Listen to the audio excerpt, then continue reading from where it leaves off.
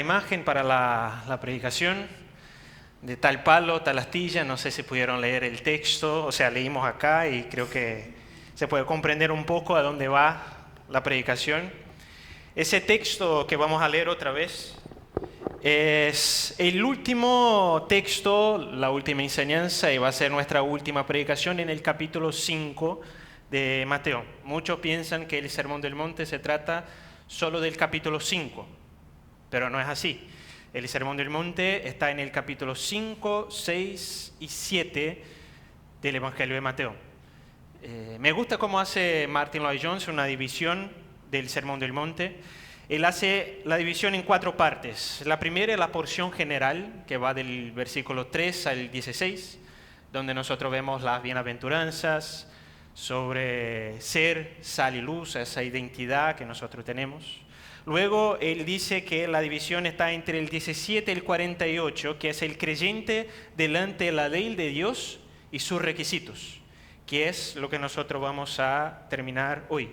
Y después hay 2 divisiones más, que es la vida delante, sumisa y dependiente de Dios, que todavía este año, si Dios permite, vamos a estar hablando sobre la limosna, el ayuno, la oración, las preocupaciones que tenemos con este mundo. Y la última división es el temor del Señor, que solo Dios sabe si vamos a poder terminar este año, ¿no? Si Él permite, así lo haremos. Así que vamos a leer otra vez el texto, que es Mateo 5, del 43 al 48. Creo que va a estar proyectado también. Y si oíste que fue dicho, amarás a tu prójimo y aborrecerás a tu enemigo.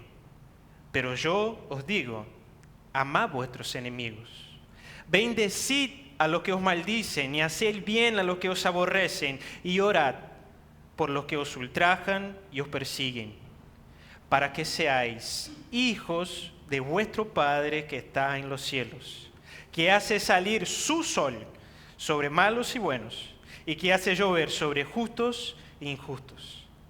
Porque si amáis a los que os aman, ¿qué recompensa tendréis? ¿No hacen también lo mismo los publicanos? Y si saludáis a vuestros hermanos solamente, ¿qué hacéis de más? ¿No hacen también así los gentiles? Sed pues vosotros perfectos, como vuestro Padre que está en los cielos es perfecto. Oremos una vez más. Gracias, Señor, por tu palabra. Ayúdanos, Señor, a comprender un poco más, Señor, y que podamos vivir, Señor, lo que está aquí, no solamente palabras, sino por medio de nuestras vidas, capacitados por tu Espíritu. Esa es nuestra oración, en el nombre de Jesús. Amén. No sé si ustedes sabían, pero existe en el mundo pueblos, familias y algunas comunidades que tienen una capacidad extraordinaria, habilidades que no se pueden encontrar en otro lado. Por ejemplo, no sé cuántos aquí ya rompieron algún hueso o algo así. No muchos, quizás no se aventuran mucho, ¿no?, a hacer las cosas. Pero existe un pueblo, una familia, que en el siglo pasado se encontró en la genética de ellos. Es un pueblo que está en Sudáfrica, se llama Afrikaner. El pueblo es de descendencia neerlandesa.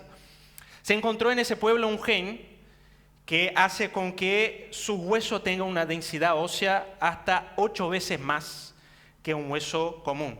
Que un hueso común ya tiene una densidad bastante fuerte. Nuestros huesos son fuertes. Y hay como relatos de personas de esta familia que en accidentes automovilísticos salieron como que caminando. Mientras otros podrían tener todos los huesos como ahí rotos, ellos salían bien. Esa es una habilidad, es una característica de quién es de esta familia.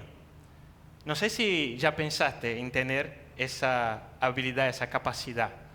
Yo creo que iba a ser bastante bueno. Podríamos hacer las cosas, saltar, no sé, practicar más deporte, ir a jugar el fútbol sin que nuestras madres o esposas se queden preocupadas si nosotros vamos a romper algún hueso o no. Y así sería muy bueno. Otra cosa también es que, no sé si ustedes jugaban ese juego brillante, En Brasil al menos, cuando íbamos a una fiesta o algo así, que tenía una pileta y tenía otras personas, hay un juego que es saber quién puede quedar más tiempo bajo el agua. ¿Quién aguanta más minutos ahí? ¿Quién ya jugó eso? Bueno. Yo era el campeón, ¿no? Tenía números impresionantes, más de 1 minuto y menos que 2. Pero ahí, para la gente, estaba ahí en ese rango. Era bastante bueno. Pero ahora existe un pueblo en el sudeste asiático que se llama Bajau. Ese pueblo tiene una mutación genética que hace que sus vasos sean 50% más grandes que un vaso de una persona común, una persona promedio. Eso significa que cuando se sumergen, sus vasos liberan como una torrente de sangre oxigenado y ellos pueden aguantar 13 minutos bajo el agua. 13 minutos bajo el agua. No solo eso, sino que pueden sumergirse hasta 60 metros bajo el agua. Esa presión para una persona común sería fatal, ¿no? Iba a romper y nuestros pulmones iban a llenarse de agua, pero no para un bajao. Ellos ponen sus anteojos de madera, hechos ahí por ellos mismos, agarran pesos de plomo y un arpón y salen a cazar a esa profundidad con todo ese tiempo. ¿Te gustaría tener esa capacidad? Sería bueno, ¿no? Podríamos ganar todas las competencias, ¿no? Entre todos los otros niños tendríamos las mejores marcas. Pero solo podemos tener eso si nosotros nacemos de una pareja bajao. Porque, como se dice el nombre de la predicación, de tal palo, tal astilla. Nuestros vasos van a ser más grandes si nosotros nacemos de una pareja bajao. Si nosotros queremos huesos que son casi indestructibles, solo tomar calcio no va a ser suficiente.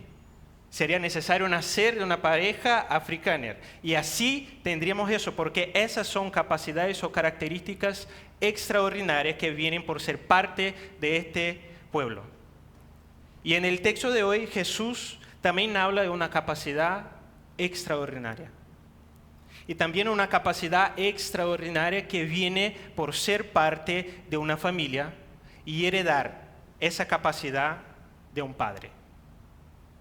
Esa capacidad es la capacidad de amar a los enemigos.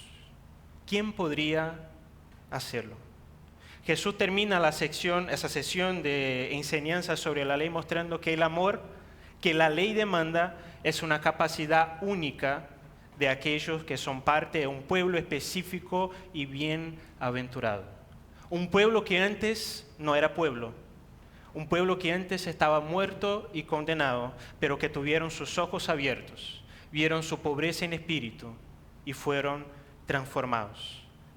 No por voluntad humana, no por sangre, sino por Dios. Y fueron transformados extraordinariamente y adoptados como hijos, que ahora, aparte de no buscar venganza, que fue el último mensaje, son hijos que buscan activamente hacer el bien y ser bondadosos en sus acciones. Aman a los enemigos y hacen el bien mismo cuando los otros hacen mal a él. Bendicen delante de la maldición. Y la motivación que tiene ese pueblo no es para ser amado de vuelta. La motivación no es simplemente cambiar el mundo por medio de sus acciones. Lo que mueve ese pueblo a hacer eso es que ellos mismos fueron transformados por este Dios. Es porque ellos fueron amados por el Padre que está en los cielos y ahora desean glorificarle. Y sinceramente, un amor inquebrantable es mucho más extraordinario que huesos que no se rompen. Aguantar la ofensa y ser bondadoso es mucho más extraordinario que aguantar 13 minutos bajo el agua. Y ese es el amor cristiano. En resumen, hoy nosotros vamos a ver que amar a nuestros enemigos es propio de aquellos que han sido adoptados por Dios y lo tienen como Padre. Amar a nuestros enemigos es propio de aquellos que han sido adoptados por Dios y lo tienen como Padre. Y vamos a tener 3 puntos. El primer punto, vamos a hablar sobre cómo es la ley de la casa de este Padre. ¿Qué dice la ley realmente sobre el alcance de nuestro amor? Y el segundo punto, nosotros vamos a ver ese principio de tal palo, tal astilla, y vamos a mirar el ejemplo del propio Señor y cómo vivir como verdaderos hijos. Y por fin, al final, vamos a hablar de ese ADN extraordinario que nosotros tenemos como pueblo y somos llamados a reflejar la perfección que tiene el Padre. Así que vamos al primer punto, que es la ley de la casa del Padre, que vamos a leer el versículo 43 y la primera parte, la primera afirmación de Jesús del versículo 44, y dice: oísteis que fue dicho, amarás a tu prójimo y aborrecerás a tu enemigo. Pero yo os digo, amad a vuestros enemigos. Por última vez en ese capítulo Jesús usa la expresión oísteis que fue dicho. Como nosotros hemos visto la última vez, y creo que hemos repetido acá el sermón, pero aún así es importante, lo que Jesús está haciendo aquí es exponer la enseñanza de los fariseos en cuanto a la ley. A lo largo de este capítulo escuchamos: oíste que fue dicho, no matarás. Oíste que fue dicho, no cometerás adulterio. Oíste que fue dicho, cualquiera que repudie a su mujer, déle carta de divorcio.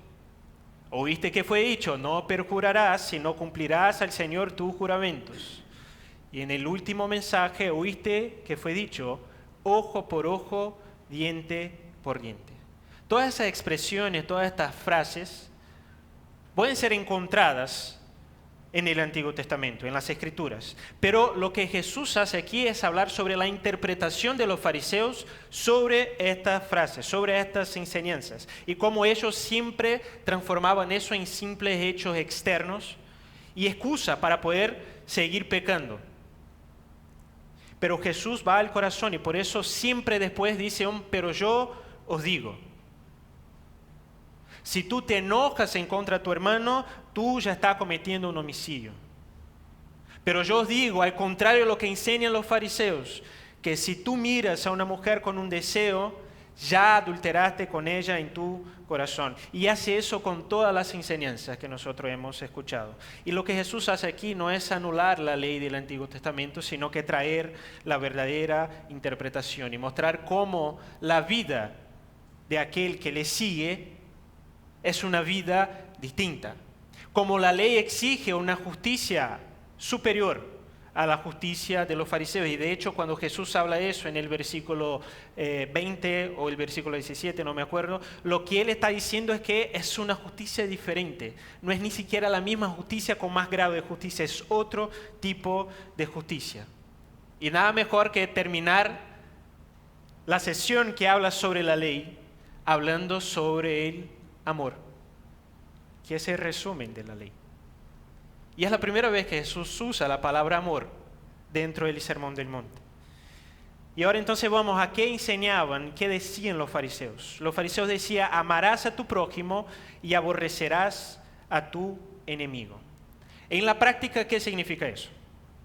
En la práctica, en la enseñanza de los fariseos, eso significa que aquel que está cerca mío, que tienen los mismos principios que yo y que caminan junto conmigo y tienen una buena relación conmigo, yo debo amar. Ese es mi prójimo en su definición.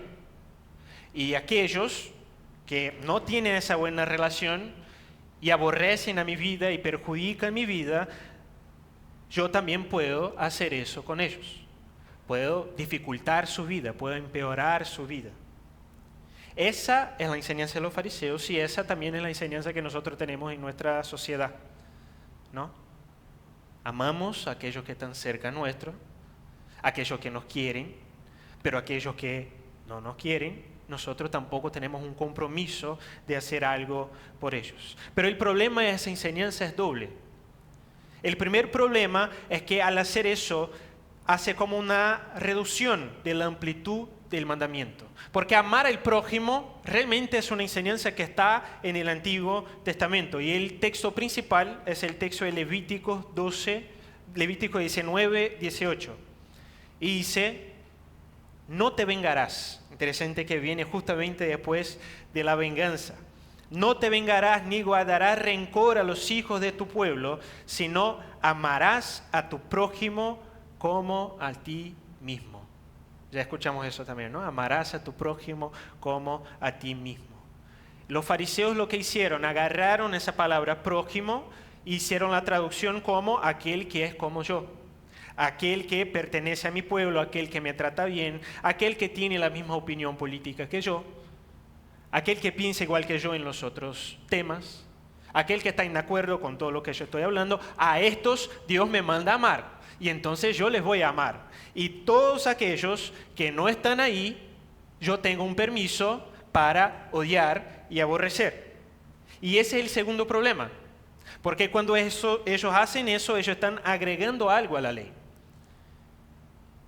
No sé si, no voy a hacer la pregunta, pero piensen, ¿cuántos de ustedes aquí ya leyeron el Antiguo Testamento completo? Y si no leyeron, es una invitación para que puedan leer el Antiguo Testamento completo.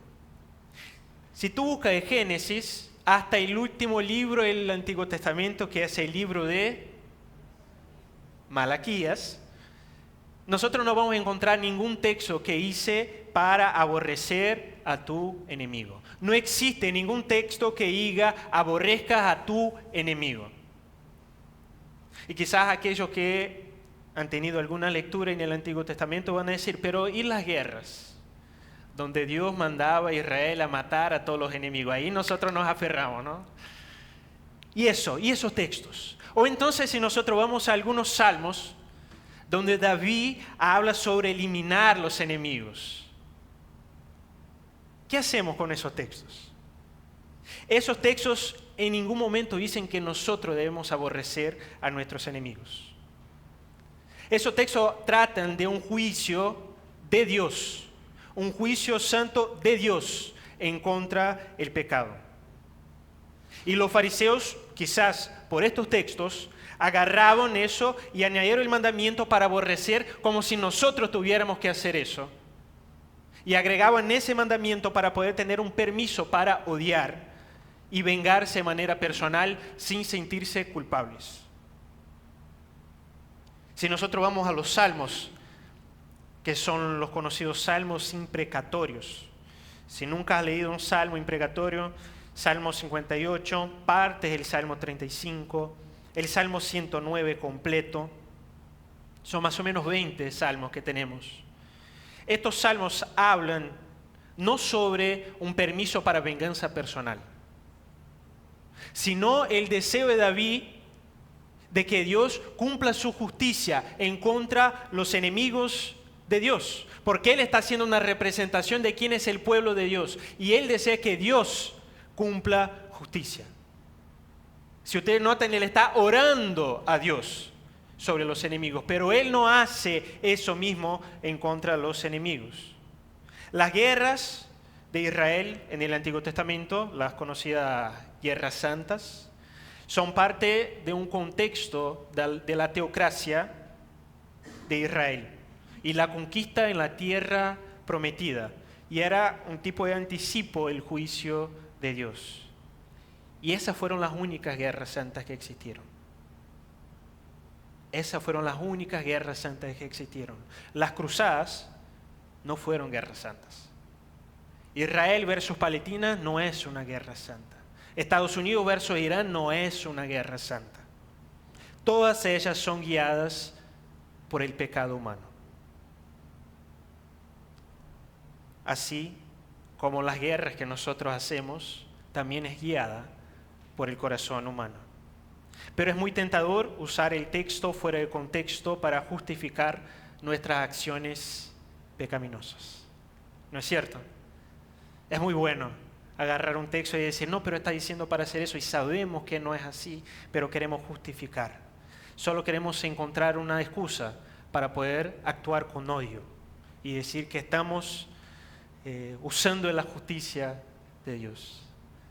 Como un amigo nuestro dice, como Dios, venga a tus enemigos y úsame como instrumento, como herramienta, para que yo pueda estar ahí, hacer el mal que yo quiero hacer. Pero las Escrituras nunca dijeron eso. Y aquí es importante comprender eso de las Escrituras, porque en el siglo II existió un hombre que se llamaba Marción, donde él diseminó una de las primeras herejías que hay en la iglesia, que se llama marcionismo, donde él enseñaba que en el Antiguo Testamento existía un Dios vengativo, un Dios malo, un Dios que enseñaba a aborrecer a los enemigos, un Dios que hacía todo con ira, y el Nuevo Testamento presenta un Dios bondadoso, un Dios con gracia. Y nosotros podemos ver ese Dios así en el Nuevo Testamento. Y esa es una enseñanza que algunos creen todavía. Un compañero de trabajo hace no mucho me estaba escribiendo, porque como estoy hablando con él sobre el Evangelio, él me estaba diciendo, pero yo he escuchado que en el Antiguo Testamento es un Dios malo, pero en el Nuevo Testamento es un Dios bueno, es así. Y no es así. Cuando Jesús dice, yo os digo, amen vuestros enemigos, Él no está dando una nueva ley o presentando un nuevo Dios. Él está dando la verdadera interpretación del Antiguo Testamento, la interpretación correcta de la ley de Dios. Por ejemplo, en las naciones extranjeras, las que estaban fuera del contexto de Israel, el extranjero no era bien visto. El extranjero era usado como un esclavo sin ningún tipo de derecho, era excluido y era tratado como un enemigo entre estas otras naciones. Pero no debe ser así entre el pueblo de Dios. El extranjero que resida con ustedes les será como uno nacido entre ustedes, dice Levítico 19:34, y lo amarás como a ti mismo, porque ustedes fueron extranjeros en la tierra de Egipto. Amen al prójimo como a ti mismo, y aquí dice, amen al extranjero como a ti mismo.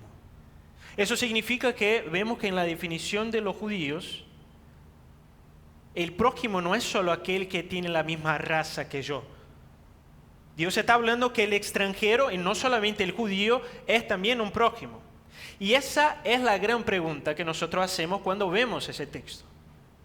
Ame a su prójimo como a ti mismo. La pregunta es, ¿quién es mi prójimo? ¿A quién Dios manda que yo debo amar? Y aquellos que ya han leído el Evangelio de Lucas saben que esa pregunta sucede en ese Evangelio. ¿Quién es mi prójimo? Esa fue la pregunta de un intérprete de la ley a Jesús. Y Jesús responde con una parábola. La parábola del buen samaritano, donde un hombre israelita sale de Jerusalén y va hacia Jericó. Y en el medio del camino que pasa, le agarran, le roban, le golpean y él queda como semi muerto, casi muerto, es lo que dice el texto. Y ese hombre se queda ahí y pasan por él dos figuras, un sacerdote y un levita. Gente parte de la comunidad de Israel. Gente que conoce la ley, lo ven y siguen de largo. Hasta que viene un samaritano. El samaritano mira al hombre, tiene compasión del hombre, cuida de sus heridas, limpia las heridas y lo lleva a un lugar seguro. Jesús entonces hace la pregunta al intérprete y dice, ¿quién es el prójimo del hombre herido? ¿Quién es el prójimo del israelita que está ahí? Y el hombre dice, el que actuó con misericordia. Es la versión que el hombre encontró bonita de decir, porque el que actuó con misericordia era un samaritano. Era una persona y una raza considerada enemiga de los israelitas. Eran impuros ceremonialmente, eran malditos por el pueblo de Israel. Distinto a lo que pensaban los fariseos, el prójimo no es solo aquel con quien yo me llevo bien. No es solo aquel que hace las cosas buenas para mí. La verdadera interpretación es que el prójimo es también mi enemigo. Prójimo también es mi enemigo. Y eso también está en la ley. Éxodo 23, 4 y 5 dice, si encontrares el buey de tu enemigo o su asno extraviado, ¿qué tienes que hacer? Vuelve a llevárselo. Y si vieres el asno del que te aborrece, y miren qué interesante, el enemigo y el que aborrece, caído debajo de su carga, ¿le dejarás sin ayuda? Antes bien, le ayudarás a levantarlo. Ese es el estándar de la ley. Eso es lo que dice la ley. ¿Quién es mi prójimo? Todo aquel a quien yo puedo extender el amor y bondad. Todo aquel a quien yo puedo extender mi amor y bondad. Eso significa que contempla mi esposa, contempla mi madre, contempla mis compañeros de trabajo, y va contemplando toda esa esfera de nuestra vida hasta aquel que nos odia y aquel que nos quiere hacer daño. Porque esa es la definición del enemigo en ese contexto, aquel que te quiere hacer daño, aquel que te hace mal. Según la ley, además de no vengarme, yo debo actuar positivamente hacia aquel que, si tiene la oportunidad, va a actuar negativamente en contra mío, que me odia, que dice mentiras sobre mí. Esa es la ley. Esa es la ley que Dios dice que se debe cumplir. La pregunta ya no es quién es mi prójimo, sino que cómo yo puedo hacer eso. Porque esa es la ley. Y si nosotros somos honestos, nuestra teología es muy parecida con la teología de los fariseos. Nosotros amamos a aquellos que nos aman, nosotros somos rápidos en ayudar a aquellos que nos ayudan. Tenemos un espíritu solícito para ayudar a aquello que nosotros queremos. Si el buey de nuestro enemigo se extravía, usando la comparación, ese es el problema de mi enemigo. Yo no voy a hacer nada. De hecho, yo me voy a alegrar si ese buey se va a otro lado y él nunca más lo encuentra. Si le salen mal las cosas y yo puedo ayudarle, yo no voy a mover un dedo para ayudar a esta persona porque yo sé que ella jamás haría eso por mí. ¿Cómo podemos amar a nuestros enemigos? ¿Quién puede tener la capacidad? Si amar a los enemigos es la ley y debemos cumplir, nosotros necesitamos del Evangelio, porque no vamos a poder cumplir eso por nosotros mismos.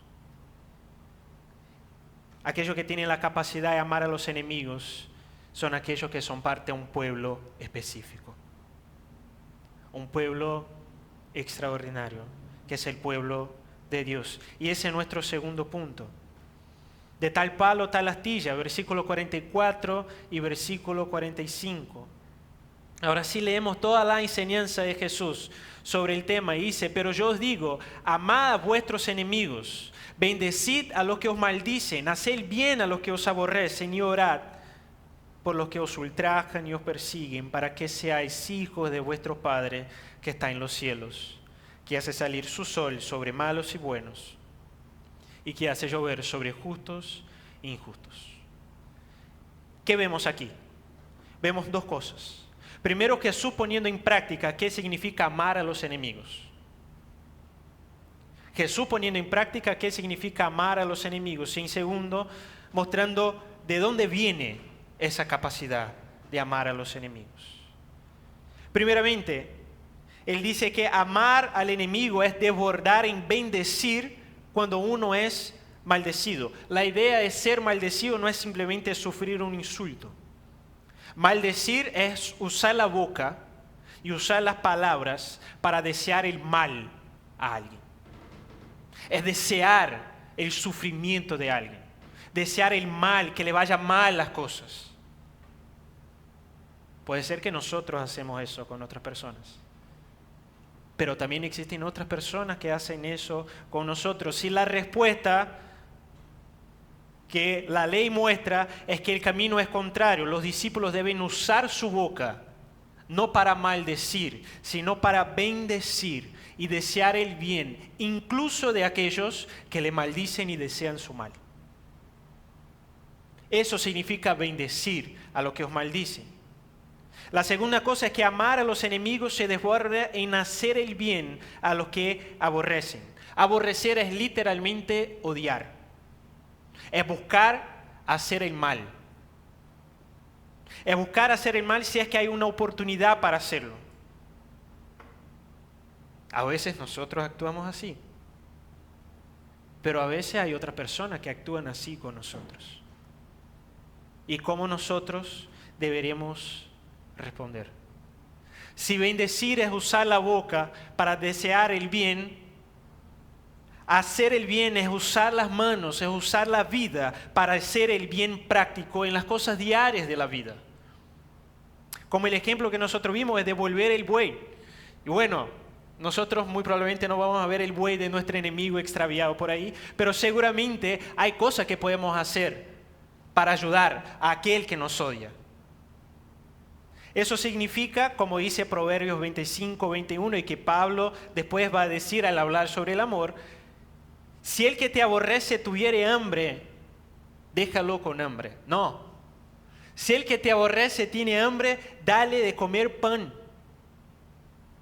Hay que hacer el bien al que no te hace bien. Si el que te aborrece tuviere sed, mejor, porque por la sed la gente muere más rápido. No, dele de beber, dale de beber agua, usar nuestros recursos, usar lo que nosotros tenemos para hacer el bien a aquel que no haría lo mismo por nosotros. ¡Qué locura! ¡Qué locura! Y amar a los enemigos se desborda ignorar por los que ultrajan y persiguen. El discípulo es alguien bienaventurado, ¿recuerdan? Y la última bienaventuranza se trata de ¿qué? De ser perseguido a causa de la justicia. Esa es la persecución que Jesús está hablando acá. Y los enemigos vienen por eso también, por ser un cristiano, por tener la justicia de Cristo. Esa es la persecución en cuestión. Ser ultrajado significa ser calumniado. Es un tipo de abuso verbal que alguien hace en contra de nosotros. Y los discípulos deben, delante de Dios, llevar a esta persona en oración y de ningún modo buscar venganza. De ningún modo hacer lo mismo que aquellos que ultrajan y persiguen. Y nosotros vamos siendo guiados por Jesús y vamos comprendiendo que el amor bíblico no se trata de un sentimiento. Es que yo no siento nada por él, ¿cómo voy a poder hacer si no siento nada por él? El amor bíblico no se trata de un sentimiento. Como dice un comentarista, el amor aquí descrito es el amor ágape. Bueno, y a Felipe le encanta ese amor ágape que hemos hablado varias veces sobre eso. El amor ágape significa benevolencia invencible, infinita buena voluntad. Significa, en ese contexto, que debemos amar a la persona no importa quién ella sea o qué haya hecho en contra de nosotros, porque no se trata simplemente de sentimiento, sino, además de todo, acción y actitud. Martin Lloyd-Jones, cuando habla sobre ese texto, dice que tenemos que hacer una diferencia entre amar y gustar. Gustar es natural. No se puede obligar a nadie a gustar de otra persona. Jesús no está mandando gustar. Jesús está mandando amar. Y el amor es práctico. En otras palabras, no tenemos que sentir mariposas en el estómago para hacer el bien por otra persona. O creer que esa persona merece. ¿O será que ella haría lo mismo por mí? No. Ese amor que Jesús está hablando lleva uno a dar la otra mejilla, pero no solamente eso, sino que lleva a extender la mano, usar todos sus recursos, usar su boca, sus manos y su intimidad con el Señor para el bien de aquel que no haría lo mismo por ti, de hecho hace todo lo contrario por ti. Y aquí nosotros encontramos la segunda cosa, ¿por qué hacer todo eso? ¿Para qué hacer todo eso y de dónde viene la capacidad para hacer todo eso? Bueno, ¿por qué? No para que la persona deje de maldecir. El camino de Jesús no es un camino, te voy a presentar la estrategia para tener todos los amigos posibles. No. A veces si tú bendices a la persona que te maldice, ella te va a maldecir el doble y entonces tú vas a bendecir el doble. Nosotros no hacemos eso para que la persona tenga un cambio con nosotros. Nosotros no hacemos eso porque queremos cambiar el mundo con nuestra acción. No es nada de eso. Porque justamente la capacidad para hacer eso viene de ser hijos de Dios. Viene por ser hijo de Dios. Cuando Jesús dice, después de decir todo lo que tenemos que hacer, dice, para que seáis hijos de vuestro Padre que está en los cielos, Él no está diciendo que por medio de nuestras obras podemos ganar la salvación o ser hijos de Dios. Hagan eso y ahora ustedes van a ser hijos de Dios. Más bien, el punto es que esta acción de amor manifiesta y da evidencia sobre el pueblo a quien nosotros pertenecemos. Si yo amo, yo muestro que yo soy hijo de Dios. ¿Por qué? Seremos conocidos por el amor. Nosotros pertenecemos a un pueblo bienaventurado y hemos hablado a todo lo largo de este año que las bienaventuranzas no representan una característica natural de una persona, es una característica que viene por una transformación. Responder el mal con el bien, que es lo que Jesús está diciendo para hacer. Cuando el creyente hace eso, él muestra que tiene un carácter distinto, tiene un carácter de pacificador. Una de las bienaventuranzas, bienaventurados los pacificadores, porque ellos serán llamados hijos de Dios. Hagan eso para que seáis hijos de Dios. Bienaventurados los pacificadores, porque serán llamados, serán conocidos, serán vistos, darán evidencia de que son hijos de Dios. ¿Y qué tiene que ver ser hijo de Dios? Con ser bueno, con ayudar a otra persona. Lo que Jesús está diciendo es que nuestro Padre que está en los cielos también ama y hace el bien, independiente de la disposición de la otra parte. Si nosotros vemos el texto, dice que Él hace salir su sol sobre justos e injustos. No sé si ya se habían dado cuenta que dice su sol. Dios es dueño del sol y Él podría decidir no hacer salir el sol. Pero Él decide activamente que el sol salga sobre justos y sobre injustos, sobre buenos y malos, y derrama la lluvia sobre justos e injustos. Todo eso que está hablando Jesús, hagan eso para que seáis hijos de vuestro Padre, porque el Padre actúa con lo que nosotros llamamos de gracia común. Dios derrama sus bendiciones comunes, no solo sobre los buenos y justos, sino también sobre los malos y sobre los injustos. Y entonces, de tal palo, tal astilla. Así como el Padre hace, nosotros también debemos hacerlo. Pero atención a eso, porque nosotros imitamos a Dios, no porque conocemos una teoría. No por conocer esa teoría, sino por saber qué significa en la práctica. Y para mí esa es la principal parte de lo que Jesús está hablando. Para mí aquí es el punto clave del amor.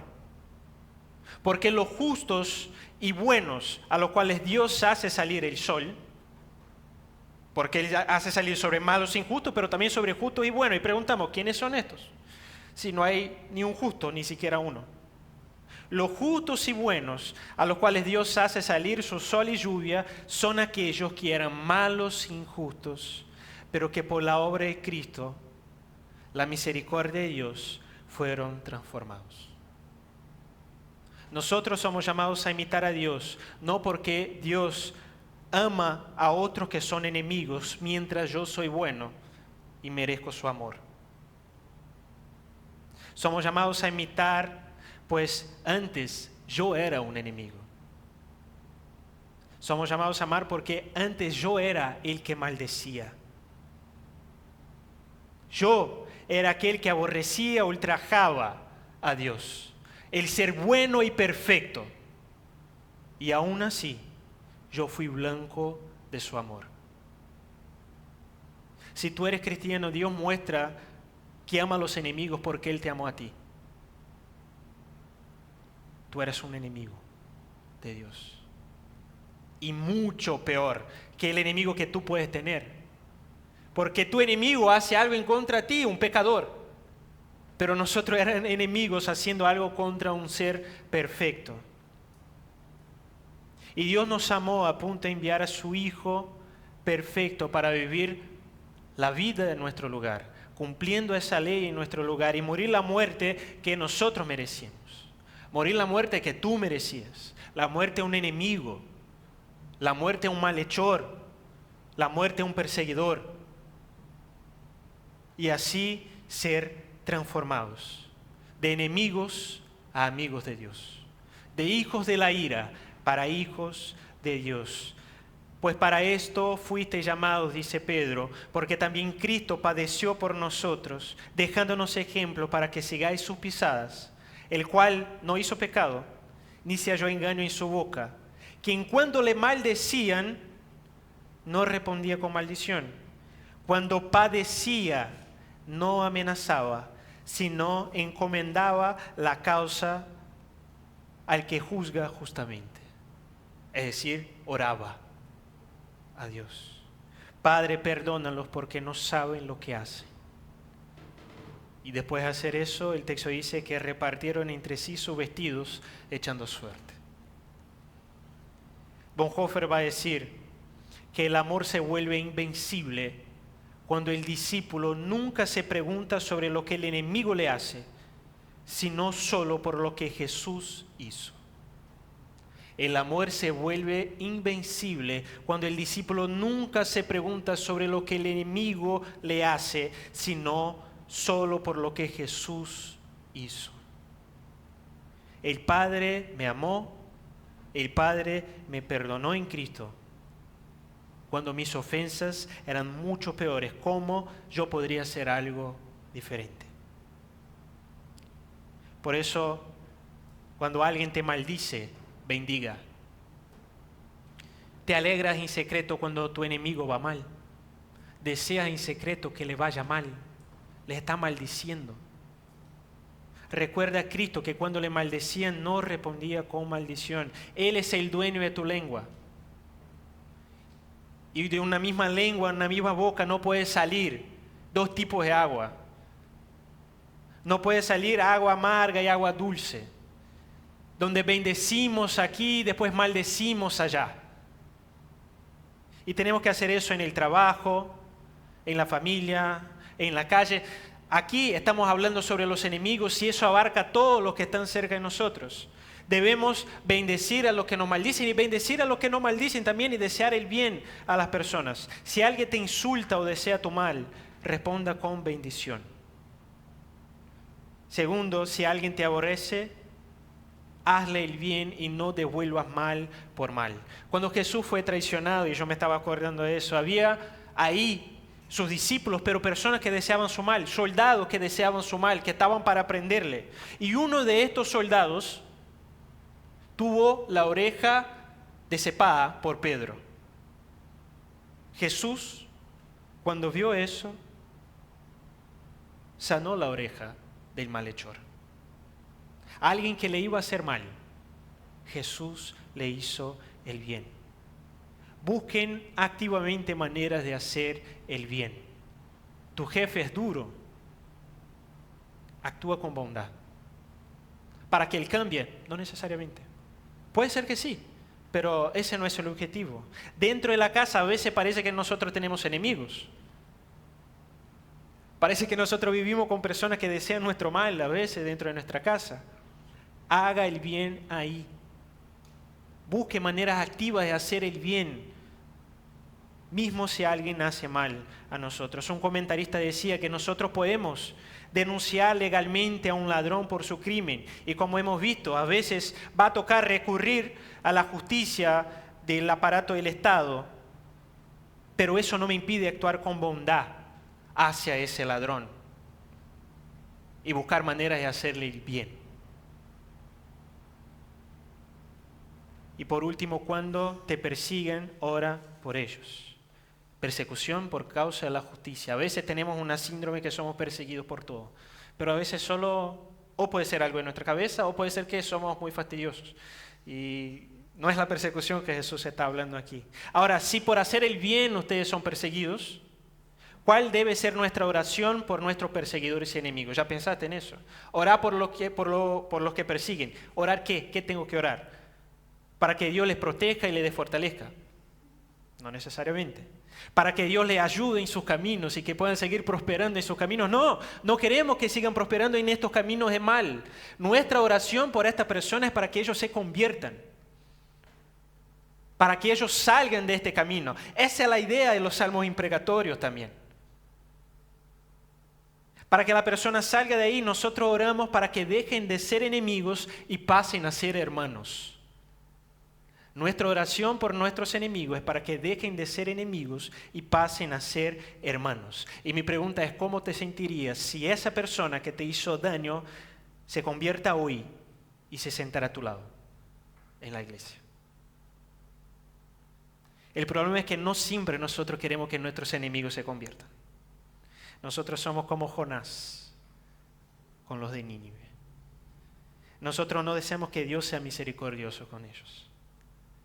Nosotros deseamos que ellos paguen eternamente por el mal que hicieron contra nosotros. Ellos no pueden ser perdonados porque ellos no merecen ser perdonados en nuestra cabeza. El tema es que nosotros tampoco merecemos y aún así, no sé si sabes, pero Jesús oró por ti. Y a mí me impacta saber que mi Señor oró por mí. Y está registrado en Juan 17, la oración sacerdotal de Jesús. La última parte de la oración, Jesús ora por aquellos que todavía van a creer por medio del testimonio apostólico. Jesús está orando por nosotros. El que todo sabe,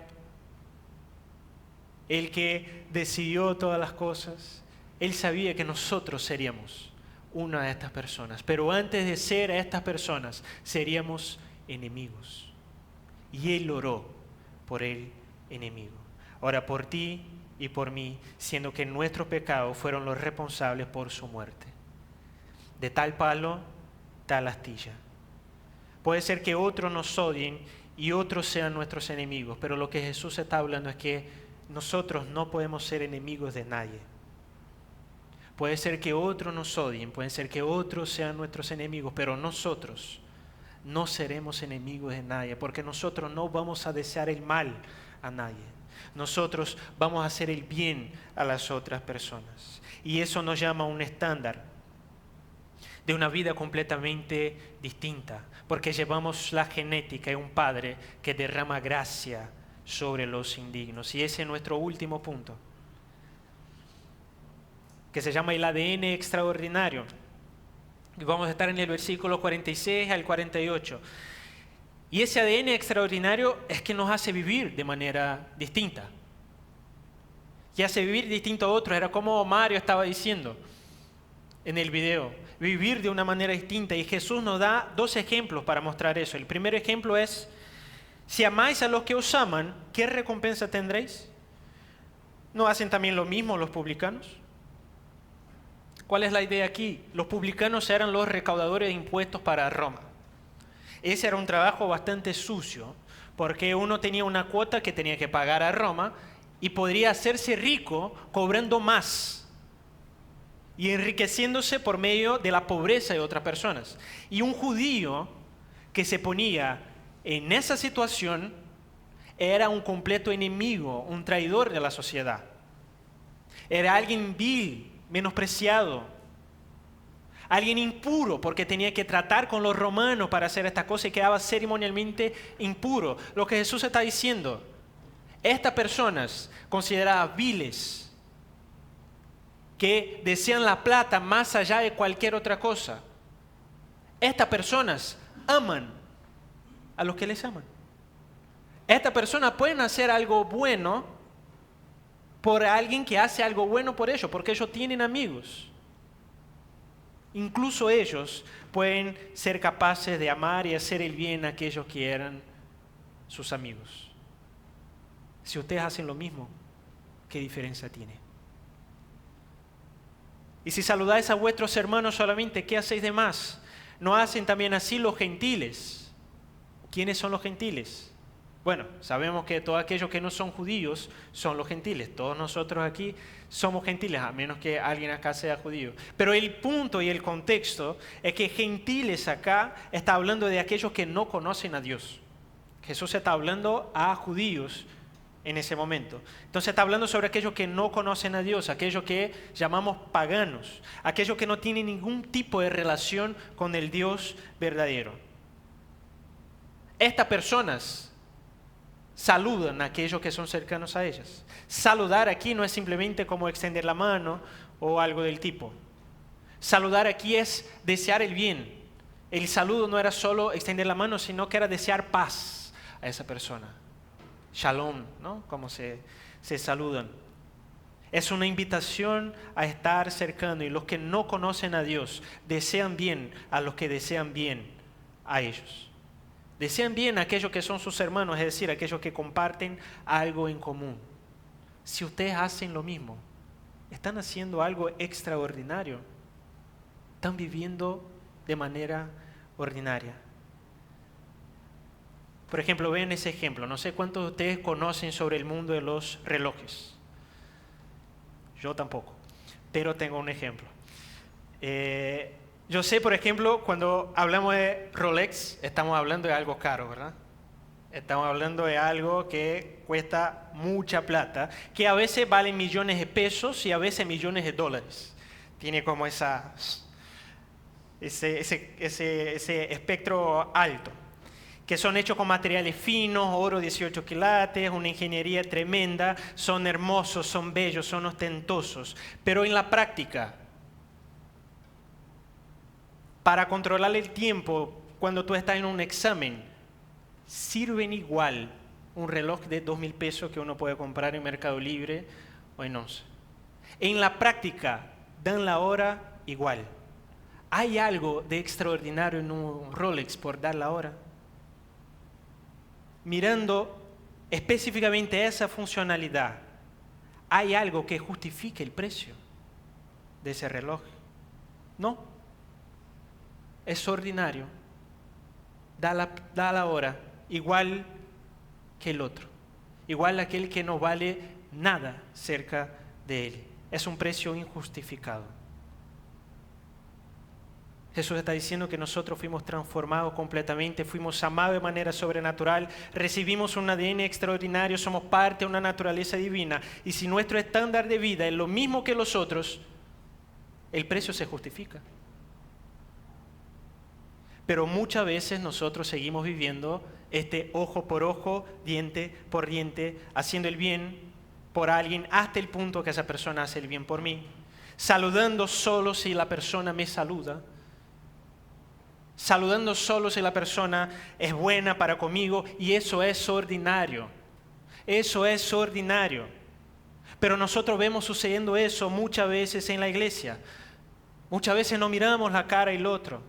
Muchas veces no saludamos, no deseamos el bien para los otros. Siendo supuestamente hermanos, a veces nos tratamos como enemigos.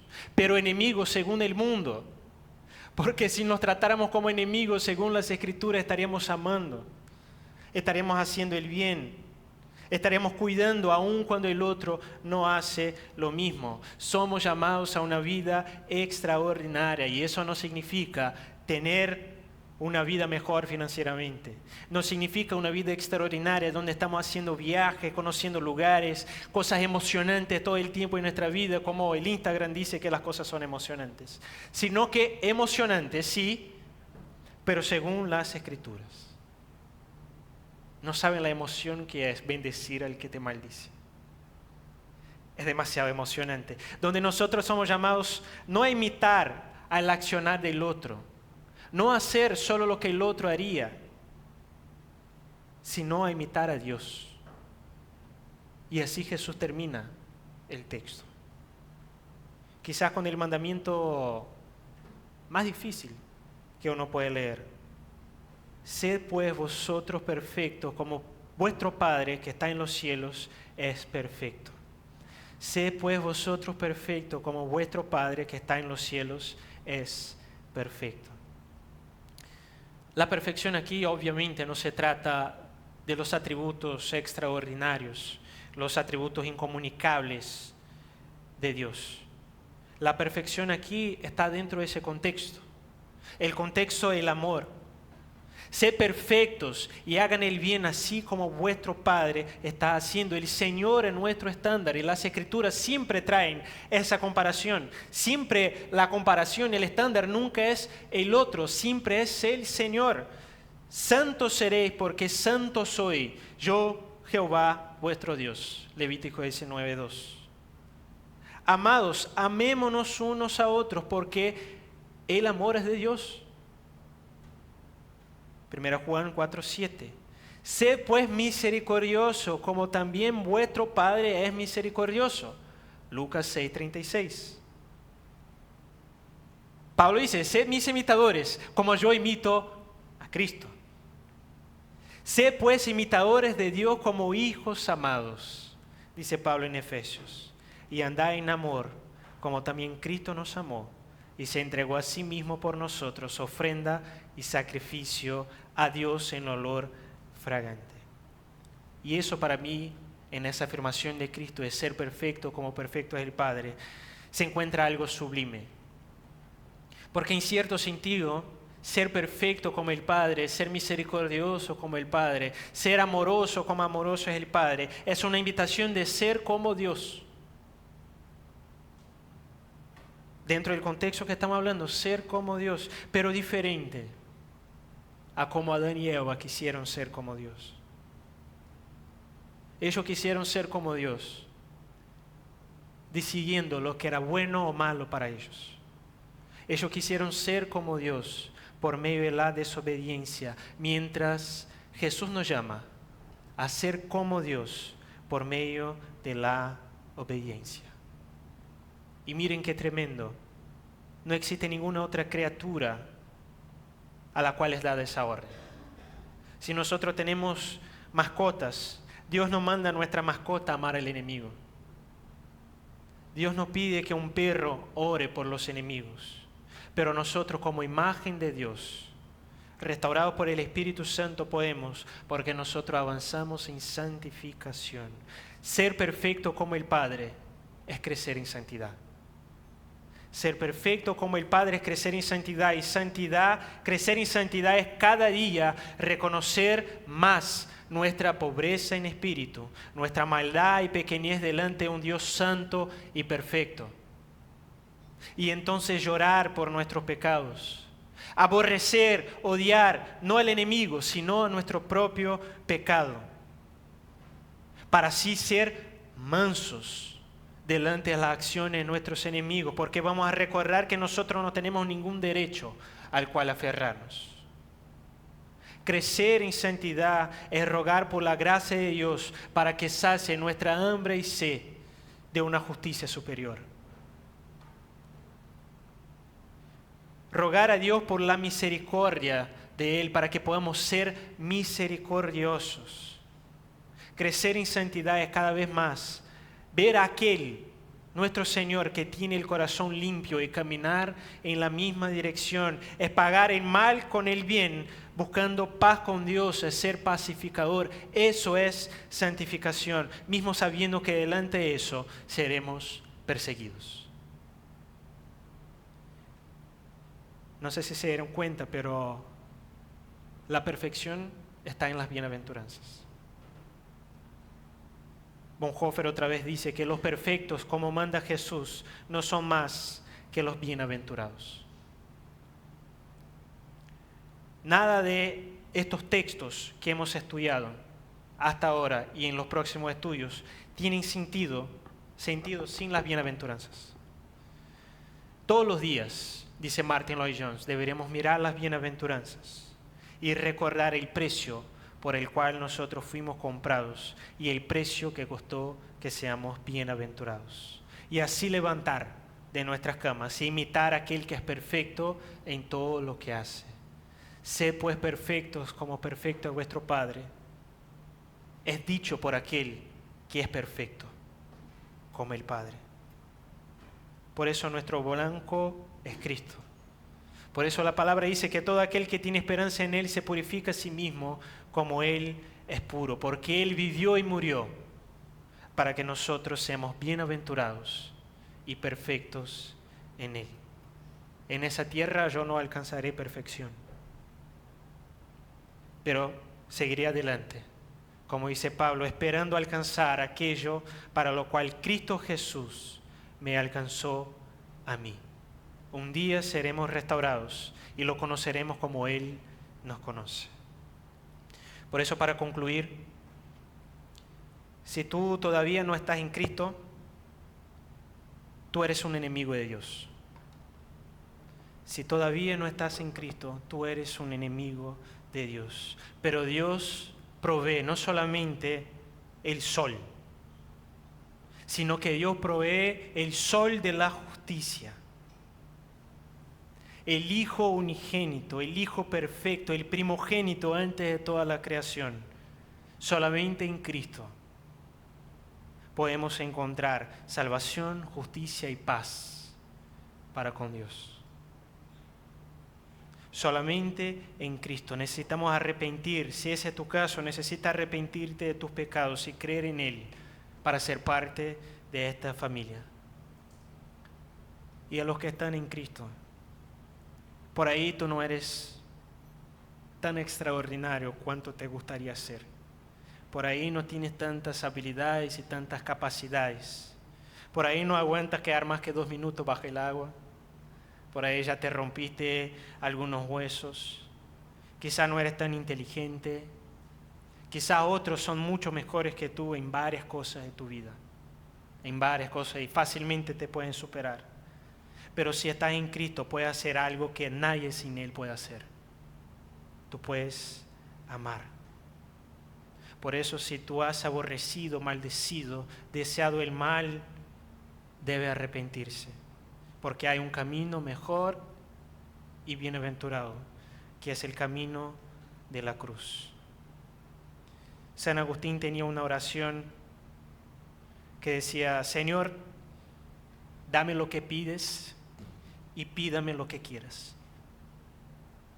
Señor, dame lo que pides y pídame lo que quieras. El Señor nos pide para que seamos perfectos y amar como Él. Y para eso nos da el Espíritu Santo. Nos da la obra perfecta, el Hijo, nos da el Evangelio, para que podamos amar, bendecir, hacer el bien y orar. ¿Qué tal si ahora oramos y tú puedas pensar en aquel que te ha ofendido, en aquel que te ha hecho mal, y orar para que encuentre un camino bienaventurado, para que se arrepienta y que de enemigo pase a ser hermano? Oramos. Gracias, Señor, por tu palabra. Gracias, Padre. Gracias porque lo que la ley no pudo hacer, Señor, tú lo hiciste.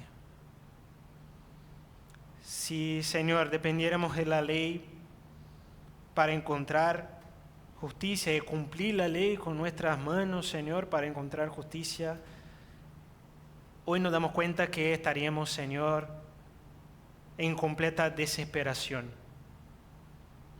No podemos amar a nuestros enemigos, no podemos bendecir a los que nos maldicen. Queremos, Señor, responder en la misma moneda. Queremos ojo por ojo, diente por diente. Por eso, Señor, vivimos y hemos vivido, el mundo vive en estado de condenación, pero por tu gracia, por tu misericordia, nos has dado el Evangelio. Gracias porque Cristo bendijo, porque Cristo hizo el bien, porque Cristo oró y amó en nuestro lugar para que podamos ser transformados y vivir como Él, amar como Él amó, servir como Él sirvió, vivir como Él vivió. Así oramos, Señor, en el nombre de Jesús. Amén.